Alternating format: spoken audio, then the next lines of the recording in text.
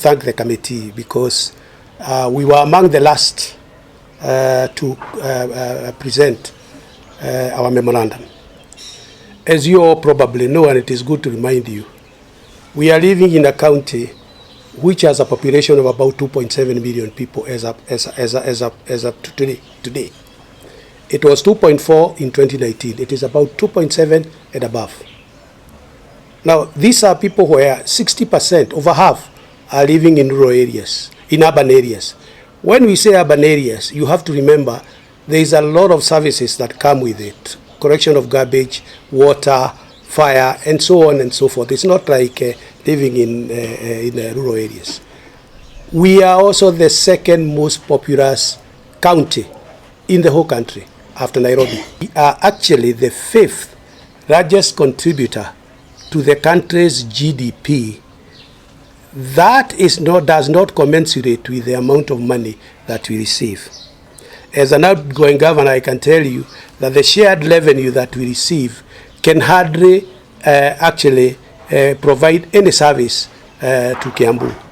We also do have a disadvantage that we are not covered with some of other sources of revenue, including not getting as much grants as has been the case. And out of the population that we are talking about, and considering that about 500,000 people who work in Nairobi actually spend the night in Kiambu, therefore demanding more services, this caucus met and decided to therefore go and make that presentation to the National Dialogue Committee, creating additional counties from the current Kiambu County. As you are aware, there has been a proposal and presented to the National Assembly of creating about 10 or 11 additional counties. And they are all there, they are in our document. But none of those was Kiambu, despite what I have talked about, the population, despite all the challenges that we are talking about. And therefore, we felt that it was, the onus was on us as the leaders, as the caucus, to go and make that presentation. And we made a presentation requesting that the current Kiambu County is divided into 3. So of that population, as at now, is close to 1 million people. It was 820 in 2019. So about close to 1 million, 900 to 1 million.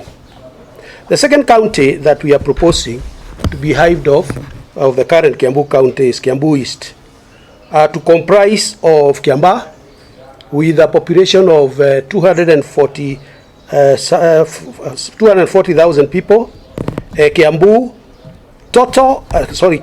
Githunguri, Ruiru constituency, which has 371,000 people. The total as at 2019 was 920,000. Today, it will be 1.1 million people. The third one is to be called Kiambu West, comprising of Kikuyu constituency, Rimuru, Rari, and Kabete. As at 2019, the total population was 700. Because of the influx that is going on towards Deya, we estimate that this again is approaching 900 to 1 million. And those were the basis of our request. So we made that presentation. We shall be following up because the memorandum is there. We are, as one of the members has said, we are urging our people to see that this is a motion that is going to be forwarded, and we need to follow it up so that we can benefit from the resources that are coming to the nation. That the division of revenue goes through constituencies. CDF ndio inagawa development kiti, na tunaona ikigawa namna hiyo sisi tunakuwa tumeumia sana. So maombi yetu kwa National Dialogue Committee ilikuwa tupewe 7 new constituencies katika county ya Kiambu. Na hizi constituencies, moja itaenda Thika, ingine iende Juja, ingine 2 iende Ruiru, moja iende Kiamba, moja iende Kabete, na moja iende katikati ya Kikuyu na Rimuru ili waweze kugawana hiyo population. Ikifanywa hivyo, ugavi wa pesa utakuwa at least, hautakuwa equal vile tungependa, but it will be much better than the situation we are having now. Ile situation tuko naye sasa is such that when our children are getting bursary, some of our children get as little as 2,000 shillings of bursary to go to secondary school. To us, it is shameful.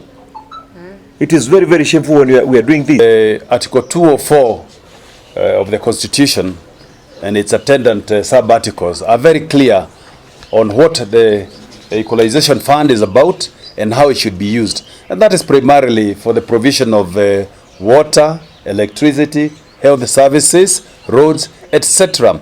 to areas that are disadvantaged because of maybe the allocation.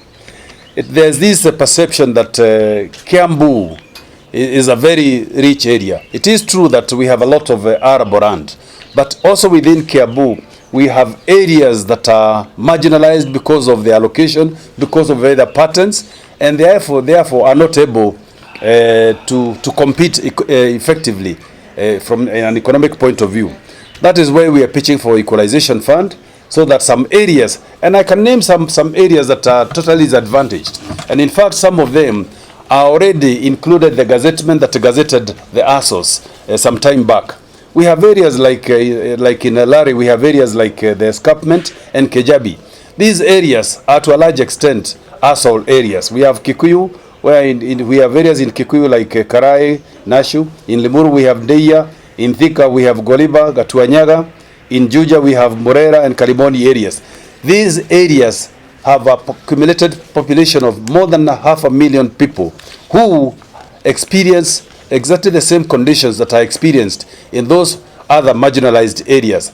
And we want to see the formula that is used to equalize funds being used and including these areas that we have mentioned in the Kiambu County.